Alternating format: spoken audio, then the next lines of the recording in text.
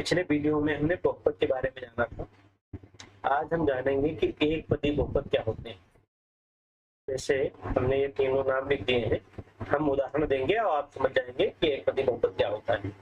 जैसे ऐसे बहुपद जिनमें एक पद हो केवल, जैसे हम नीचे एक उदाहरण लिख रहे हैं। जैसे हमने एक बहुपद आपको बताया x² + 3x + 2, इसमें तीन पद है। पहला पद x², दूसरा 3x और तीसरा 2। अब इन तीनों में से केवल एक होता एक पदी कहलाता है। जैसे अगर कोई बहुपद ऐसा है जिसमें केवल है 2x², तो बहुपद कैसा बहुपद है? एक पदी, एक पद है केवल इसमें। एक और उदाहरण है, जैसे हमने लिखा 3x, ये भी बहुपद है। कैसा बहुपद है? एक पदी। यहाँ पर केवल क्या है, ये अचर संख्या 3 और अचर संख्या x दोनों का गुणा है, तो ये एक पदी माना जाता है। अगर चर या अचर संख्याएं हैं वो गुणे या भाग के रूप में है तो उनको हम एक पद मानते हैं। लेकिन अगर वो जोड़ या घटाव के रूप में है तो जितने पद जोड़े गए हैं या जितने पद घटाव के रूप में दिखाए गए हैं, अलग अलग विजातीय पद है, वो जुड़ नहीं सकते, वो अलग अलग ही लिखने पड़ेंगे, तो उनको हम पदों की संख्या मानते हैं। तो यहाँ पर ये यहाँ भी एक ही पद है। ऐसे जैसे x⁵5 है, ये भी एक पदी बहुपद है। -2i है, ये भी एक पदी बहुपद है। केवल 1/2 है, एक बहुपद है, केवल 1/2 है इसमें, तो ये भी एक पदी है। -7 है, ये भी एक पदी बहुपद है। तो सभी क्या है? एक पदी बहुपद के उदाहरण है। द्विपदी बहुपद में दो पद होंगे, या तो उनमें जोड़ का संबंध होगा या घटाव का संबंध होगा, प्लस माइनस चिन्ह लगा करके दो पद लिखे जाएंगे, तो उनको दो पदी बहुपद कहेंगे। जैसे x² + 3x, यहाँ दो पद हैं, पहला पद +x², दूसरा पद +3x। ऐसे एक दूसरा उदाहरण है कि y² - 3y, द्विपदी बहुपद हो गए। x + 5, ये भी द्विपदी बहुपद है। 5z⁻10 - 7, ये भी द्विपदी बहुपद है। ये सभी द्विपदी बहुपद के उदाहरण हैं।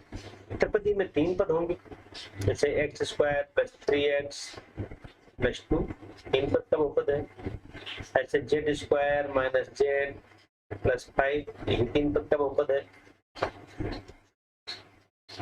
x⁵15 + 2x⁵7 - x, ये भी तीन पद का बहुपद है।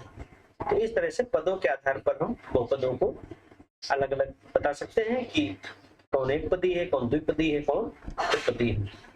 अब हम घात के आधार पर आ जाए। घात के आधार पर बहुपद का विभाजन, जैसे एक घातीय बहुपद, एक घातीय बहुपद,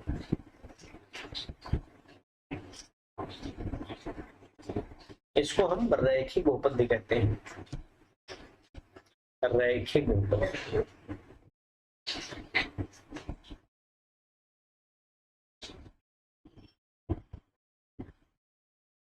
इसलिए कहते हैं कि अगर इसको हम ग्राफ पर ड्रा करें तो एक लाइन बनती है, रेखा बनती है, इसलिए रैखिक बहुपद कहते हैं। तो ऐसे बहुपद में घात क्या होगी? जो सबसे बड़ी घात होगी चर की, वो एक होगी, इसलिए इसे घातीय बहुपद कहते हैं। जैसे x + 7, 2x - 3,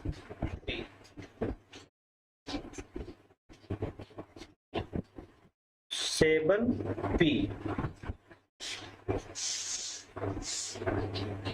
5z - 3 2। देखिए ये सभी कैसे बहुपद है? एक घातीय। यहाँ अगर हम देखें तो चर x है, इसकी घात 1 और कहीं है नहीं, तो सबसे बड़ी घात पूरे बहुपद में 1 है, चर की घात। इसी तरह से इसमें चर की सबसे बड़ी घात 1 है, यहाँ चर p है, उसकी घात 1 है, यहाँ चर z है, उसकी घात 1 है।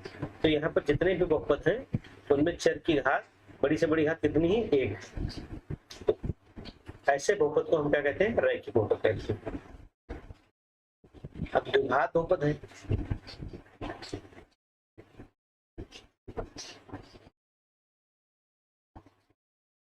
अब ऐसे बहुपद जिनमें चर की बड़ी घात हो वो 2 और 2 से बड़ी घात ना हो, मतलब 2 घात वाले पद हो और 2 से छोटे घात वाले पद हो सकते हैं, तो उसको हम द्विघात बहुपद कहेंगे। जैसे x square minus 2x plus y square plus 5y minus 10, 3y square plus 7y minus 5, 1/2 x square minus 3, 2x square minus 3x। यहाँ देखिए द्विघाती बहुपद है तो सबसे बड़ी घात उसकी 2 होगी और 2 घात वाला पद होना ही चाहिए, 2 से बड़ी घात वाला पद ना हो और 2 घात वाला पद अवश्य। 2 से छोटी घात वाले पद हो भी सकते हैं और नहीं भी हो सकते हैं। जैसे यहाँ पर हम देखें तो 2 घात वाला पद है लेकिन 1 घात वाला पद नहीं।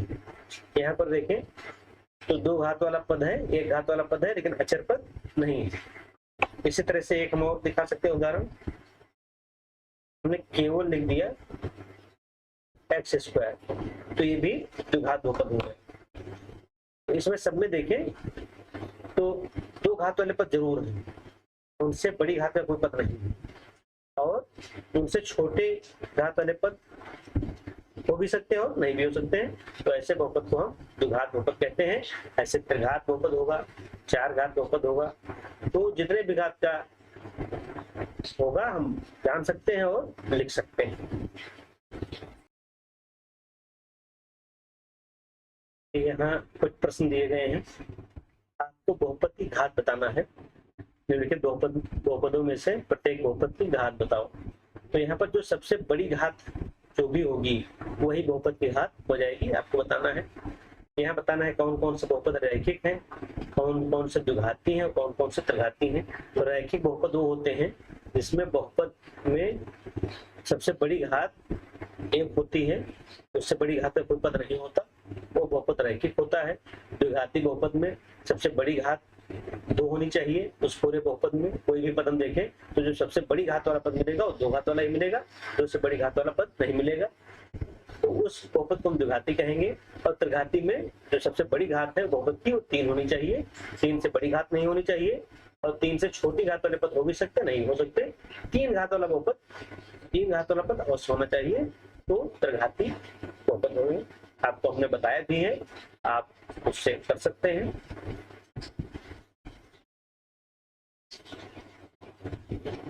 धन्यवाद।